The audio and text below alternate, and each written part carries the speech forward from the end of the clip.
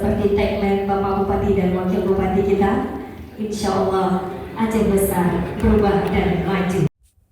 Syedaralun, pemerintah Kabupaten Aceh Besar berkomitmen meningkatkan produktivitas pertanian dengan menargetkan panen padi 2 kali setahun. Ini menjadi fokus utama dalam Musyawarah Perencanaan Pembangunan Jangka Menengah Daerah atau Musrenbang RPJMD 2025-2029 yang digelar di Aula Dekra Nasda, Gampung Gani, Kecamatan Ingin Jaya pada Jumat 25 Juli 2025. Musrenbang ini dihadiri Bupati Aceh Besar Haji Muharram Idris, Wakil Bupati Syukri Ajalil, serta Kepala OPD, Camat, dan pemangku kepentingan lainnya, bertujuan menyempurnakan rencana pembangunan jangka menengah daerah. Bupati Aceh Besar Syekh Muharram menjelaskan Aceh Besar memiliki potensi pertanian luas namun terkendala pasokan air. Syekh Muharram bersama Wakil Bupati terus berupaya agar petani dapat panen 2 kali setahun. Solusinya proses tanam lanjutan setelah panen untuk area persawahan yang memiliki saluran irigasi. Lahan tada hujan atau yang kekurangan air akan didorong mengganti komoditas tanam dengan jagung, kacang kuning, atau tanaman lain yang lebih sesuai. Program ini menjadi salah satu fokus utama yang dibahas dalam Musrenbang RPJMD Aceh Besar tahun 2025-2029.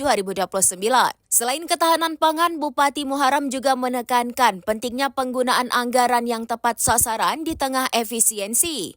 Musrenbang RPJMD ini juga fokus pada kemerdekaan ekonomi masyarakat melalui sistem ketahanan pangan sesuai program nasional, kesehatan rakyat, dan pendidikan. Kepala Bapeda Aceh Besar Rahmawati berharap partisipasi seluruh pemangku kepentingan dalam Musrenbang ini mendapatkan masukan demi pembangunan Aceh Besar yang lebih baik dengan RPJMD ini sebagai acuan penguatan pondasi pembangunan. Dari Aceh Besar, Indra Wijaya, serambinews.com. Pada maksud kami RPJMD, Musrenbang kali ini mungkin apa fokus program apa yang harus dibahas dalam kegiatan ini mungkin? Mungkin untuk pembahagian porsi ya mungkin dalam kegiatan. Jadi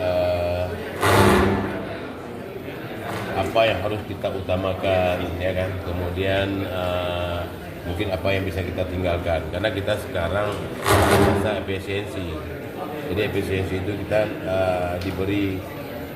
diberi batas-batasnya. Jangan menggunakan uang di tempat yang tidak perlu. Sekarang lebih fokus kepada beberapa hal. Kami menyangkut visi misi. Jadi yang pertama menyangkut dengan kemerdekaan ekonomi, yaitu ketahanan pangan seperti program nasional ya. Kemudian yang kedua menyangkut dengan kesehatan rakyat.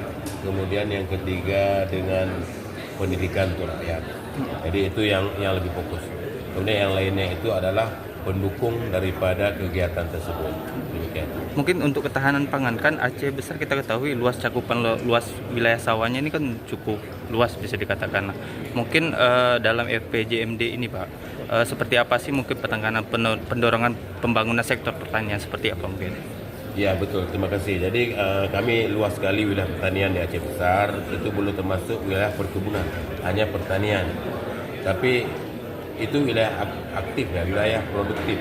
Jadi selama ini petani kita dikendalakan disebabkan karena yang pertama air. Sebahagian kan ada irigasi, sebagian tidak ada irigasi. Itu hampir setengah-setengah itu. Kemudian kita berupaya bersama dengan Pak Wakil. Yang kita upayakan adalah kami bisa melakukan panen 2 kali di Aceh Besar tiap tahun. Tahun pertama, tiap tahun penanaman pertama itu tetap padi tahunan. Yang penanaman kedua itu yang ada air tetap padi tahunan. Yang tidak ada air mungkin kita akan ganti dengan tanaman lain seperti atau yang pertama mungkin padi gogo itu yang padi kering, yang kedua atau dengan jagung atau dengan kacang kuning dan sebagainya. Demikian.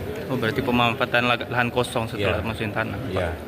Oke, satu lagi Pak, ini tanggapan kita sedikit Pak terkait harga beras mahal seperti apa sih Pak? Kan di Aceh Besar sendiri saat ini gimana situasinya Pak? Itulah yang kita sayangkan. Kenapa justru ketika kita punya panen yang luar biasa, ketika punya gudang itu sudah penuh terisi dengan beras, pada saat itu juga harga beras naik. Ini jadi masalah. Jadi langkah-langkah yang kita lakukan adalah yang pertama memberikan pemahaman kepada masyarakat yang bahwa harga beras itu tidak naik sebenarnya. Itu hanya permainan swasta. Kemudian kita bekerjasama dengan Bulog, kita akan membuka gerai harga normal yang mungkin untuk saat ini yang sudah ada 2 gerai dan kita sudah tambah 7 gerai. Berarti ada 7 lagi yang diberikan oleh Bulog, dan kita berharap setiap kecamatan itu ada gerai sehingga masyarakat itu tahu di mana beli beras dengan harga dasar yaitu 13.100 per 1 kilo. Kalau sekarang saya lihat harga di pasar itu mencapai 15 sampai 16.000 per kilo. Itu sangat menyusahkan rakyat yang tidak bercocok tanam. Gerai-gerai beras SPHP berarti dari Bulog ya Pak? Dari Bulog. Ya. Download Tribun X sekarang. Menghadirkan lokal menjadi Indonesia.